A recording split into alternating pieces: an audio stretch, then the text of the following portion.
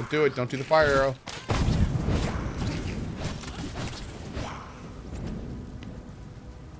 Thank you so much, man.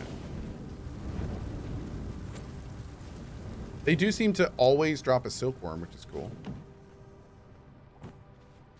Yeah. Fire is the only reasonable response to spiders. Hey, most spiders are pretty nice. Just saying.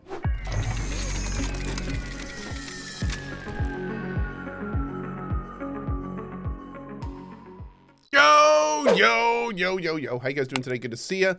We are going for all bosses today. I am getting in as fast as possible because I want to play this game quick. Doesn't it get exhausted walking so long to your computer? No, the spacesuit has servos and stuff. It makes it pretty easy. Yeah. Hey, Raxon. Good morning. Sneaky. Good morning. How are you? Hello. Boss Rush. I know, right? I'm so looking forward to you playing Swan Song. I'm actually really excited to play it. Yeah, it should be a lot of fun. Mr. Monty says, play Cyberpunk again, please. I will definitely 100% play Cyberpunk again. Don't worry. I'm biding my time. I am in no rush to play Cyberpunk again, and I know the longer I wait, the better it'll be. So, even if I played Cyberpunk today, it is significantly better than when I played it. So, you know, I'm already looking forward to it. That being said, I'm definitely wanting to at least get one of those big 3 things I've been looking for in the game first. So, yeah, we will get there eventually. I promise you. We use any mods for the new playthrough? If I do any Cyberpunk mods, you do. It'll be very lightly modded. Yeah, very lightly. Man, do I hate those things. I find the building as satisfying as Valheim? No. The building in this game is cool, don't get me wrong. But it's not nearly as creative as Valheim. Valheim is the system is much more complex. This system is fun, and it does have some things that are better than Valheim about it, but overall it is not nearly as deep, as rich. Yeah, it's good, but not as rich. To kill all bosses in the game is endgame? Yeah, that's that. You can say that killing all bosses in this game is the endgame. Foster says, as somebody who lacks creativity, I prefer V-Rising building. Well, I mean, the V-Rising building is very intuitive, it's simple, and it's easy. And those are definitely the strengths of the system, and something I really do prefer. Like, the building system itself is very well done. It's also super easy to move stuff, and it's super easy to delete and change things, which is awesome, especially for people like me. I mean, I've changed and edited this base 5 different times. Like fundamentally and fully. So, you know, that part is awesome. No question. Are you liking the gameplay loop compared to Valheim? This game is a little more farm centric and a little less explory, and I am okay with that because the farming is fun. Honey Glaze, thank you for the 5 bomb, buddy. Really appreciate that. Thank you, honey. So yeah, in Valheim, because it's procedural, you can just keep exploring. Basically, you can just keep exploring. This game, once you've kind of explored everything, you're kind of done with that part of the game. And then it's all about farming and boss killing. So, yeah.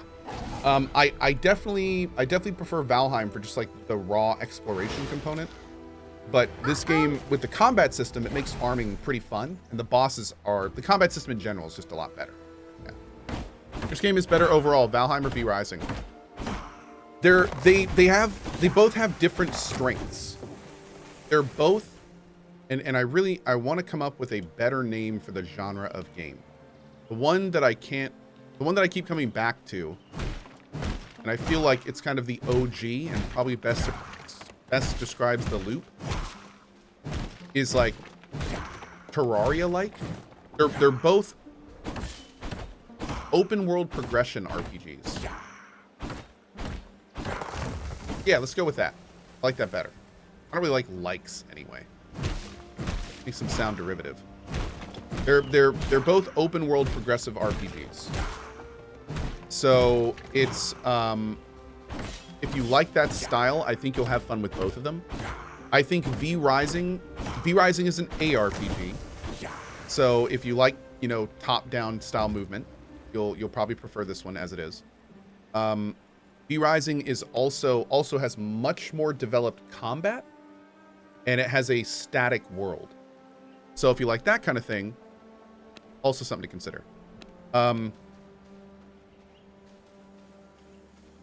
Requires border? Wait, what did I say? Requires border. What does that mean? Like it needs grass? Oh, whoops. It means this. There we go.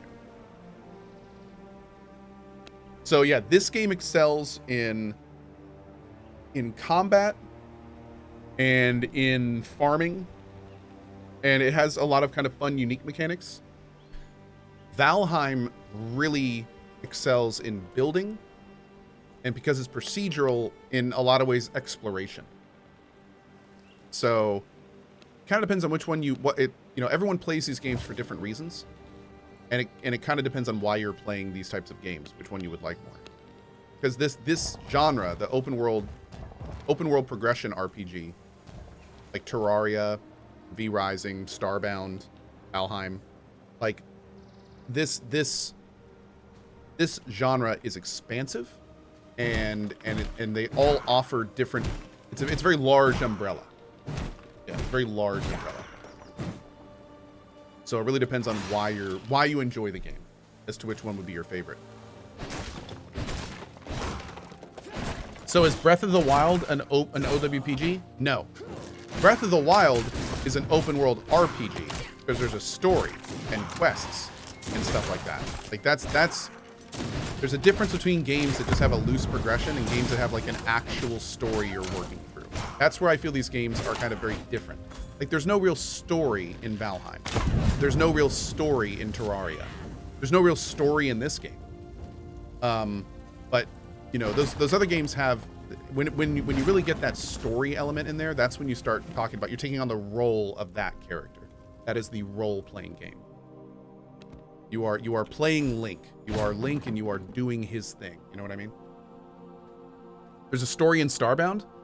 I mean, sort of. Sort of. I mean, obviously games always cross genres, so you know, there's never going to be hard lines between them, but I mean, it's sort of. We'll go with sort of on that one. Story and lore are different. That's true. That's very true. I'm kind of worried that this will be like Valheim, where everyone gets their fill during early access and then just kind of drops off before full release. Well, the thing is, Astrite Warrior, is that this is a single player game at heart, or light multiplayer if you want to talk about the PvP elements. So, especially with how much is here, people are going to get their fill. Like, that's just going to happen. And as it gets updated, you know, the company and how they decide to do the updates is going to determine if people come back or not. So, in the case of like Valheim, like, not a lot of people have returned to Valheim at all, because there's been almost no updates. There's going to be a big Mistland drop soon, though, for Valheim. And when that happens, I know I speak for many of us when I say that might be a good time to return to Valheim. So, if this company, which is, I don't remember the name of this company, but if this company decides to do big frequent patches, and they're Stunlock, thank you, and they do like big frequent patches with big content drops, then I think you'll see people continue to play this game for a long time. But if it's like Valheim, where they decide to take, you know, 6 months, a year plus off, or not work on it much at all, then you're not going to see a lot of people stick around. The way of the road, man. That's how it works now, and how it really kind of always works. I miss demo discs. Oh yeah, dude. Demos are a lot different than early access in most cases. Very few companies do early access like demos. Demos are what's called a vertical slice. So the idea of a demo is that you're getting a slice of the finished product, and it's kind of like whetting your appetite to actually want to play the full product.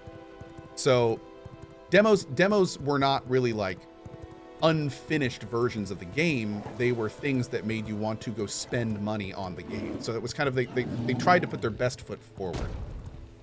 Baldur's Gate 3 is a demo? It absolutely is not. That is 100% incorrect. In fact, Baldur's Gate 3 is an example of the opposite of a demo.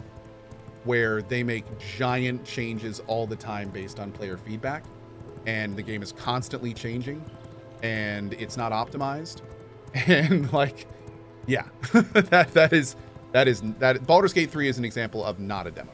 But it's a definition of early access. Yeah, it's a huge test bed for them. I mean, they just completely redid the user interface in their last major update, like completely.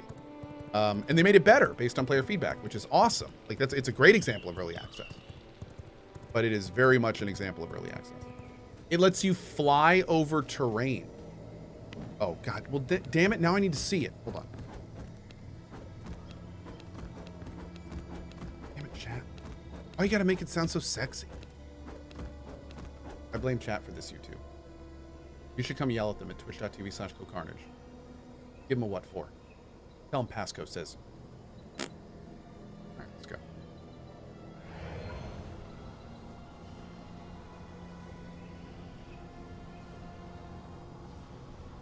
How many bosses in the game?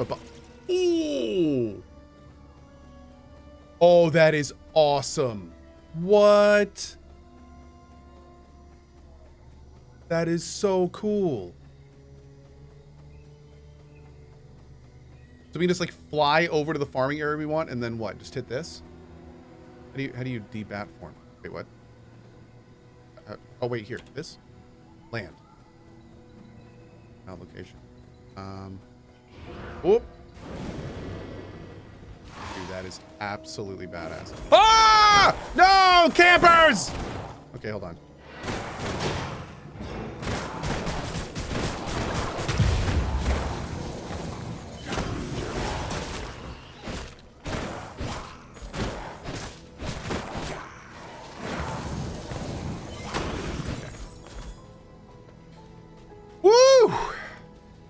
Badass.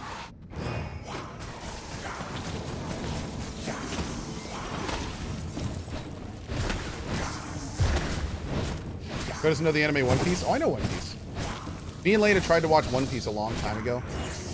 One Piece, there's just too much fluff, dude. There's too much fluff. Oh my God. Entire episodes that just meant absolutely nothing for the story or characters or anything. So much fluff. Oh my God. The good parts were good. I liked the good parts. Like the good parts were great. But man, it dragged.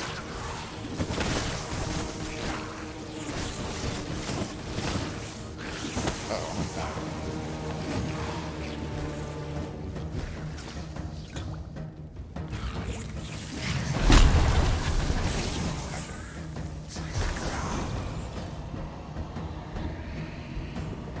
Do you have an anime recommendation?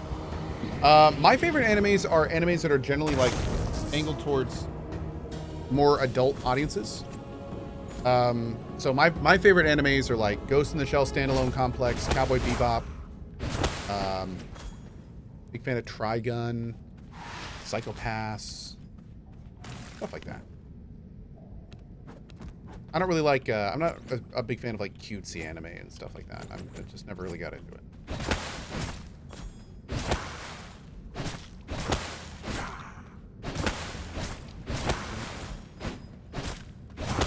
Okay, there's a ton of soap rays up here too. Cool. Oh, Parasite was fun. That one was pretty crazy. Tokyo Ghoul.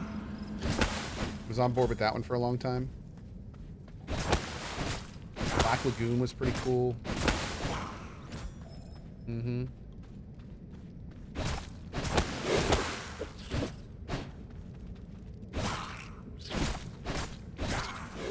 It's not really anime, but I love like Castlevania. That was Castlevania was great. Did you call Castlevania anime? Is that anime? Anyway, what I need to do now is go to bed. Or start the process of going to bed, as I do. Thank you all so much for being here tonight. We made a lot of solid progress on the base. I have to go. I'll be here tomorrow morning at 8 a.m. ET. I think we've got at least one more big day in this game. So, yeah, very much looking forward to that. We're going to go for the bosses again tomorrow. And probably from there, keep finishing the base and maybe do the base tour. I clearly have some more farming and stuff to do, so we'll get it all figured out.